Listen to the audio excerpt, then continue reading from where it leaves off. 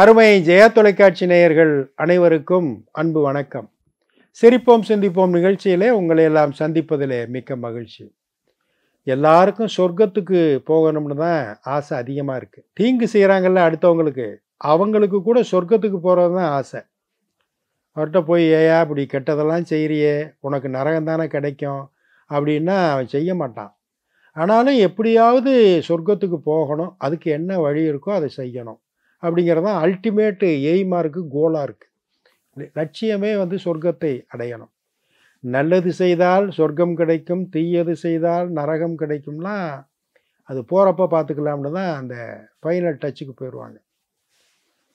ஒருத்தர் பெரிய பணக்காரர், மகா கஞ்சன்.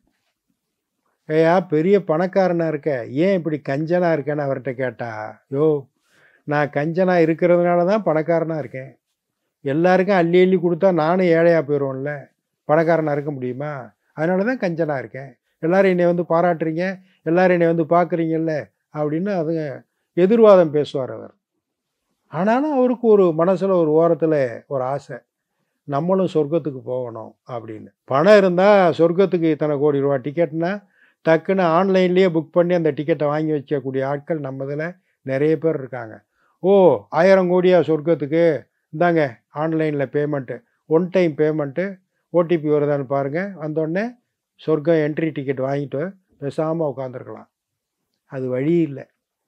அவ்வளோ பெரிய பணக்காரன், மகா கஞ்சன், ஆனால் சொர்க்கத்துக்கு போகணும். அதுக்கு என்ன செய்கிறது? ஒரு துறவி அந்த ஊருக்கு வந்தார். அவர் எந்த கேள்விக்கும் பதில் சொல்லக்கூடிய துறவி, ஞானி, அருமையாக சொல்லுவார். அவர் சொல்கிறத கடைப்பிடிச்சோம்னா சிறப்பாக இருக்கும் அப்படிங்கிறது தான். அந்த துறவிகிட்ட இவர் போய் நின்னார், இந்த பணக்காரர் கஞ்சன். சுவாமி, நான் இத்தனை கோடி சம்பாரித்து இங்கே வச்சுருக்கேன், ஆனாலும் எனக்கும் சொர்க்கத்துக்கு போகணும்னு ஆசை இருக்குது. அதுக்கு எளிமையான வழி என்ன இருக்குது சொல்லுங்கள். ரொம்ப கஷ்டமானதெல்லாம் சொல்லக்கூடாது. இந்த பணத்தை தூக்கி இந்த பக்கம் வை, சொர்க்கத்துக்கு போவேன்னா கூட தூக்கி பெட்டி மாச்சு வச்சிருவேன் அப்படின்லாம் அதெல்லாம் கிடையாது. எளிமையான வழி நான் ஒன்று சொல்கிறேன்.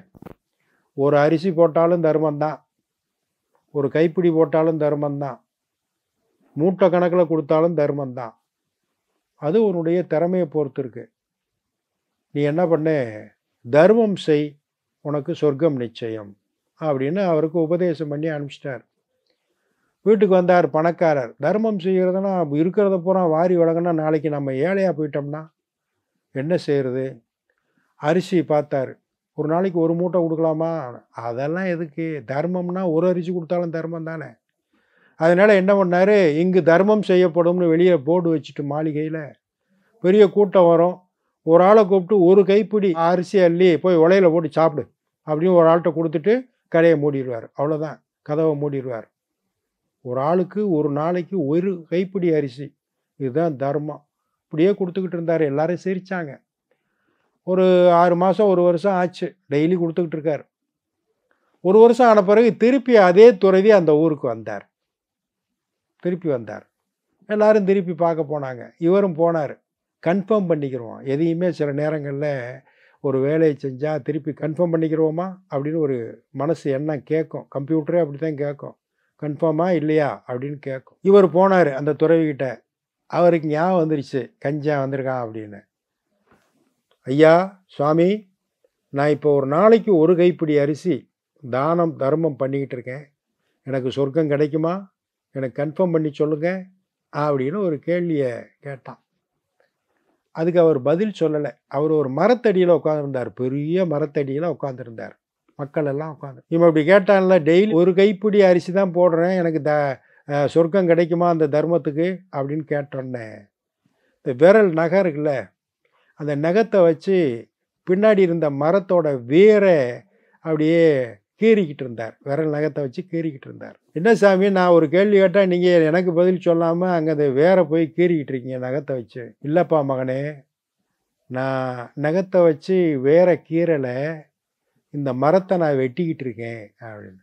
சிரிப்பு வந்துருச்சு அவனுக்கு, இந்த பணக்காரனுக்கு. விரலோட நகத்தை வச்சு எந்த காலத்தில் மரத்தை வெட்டுறது?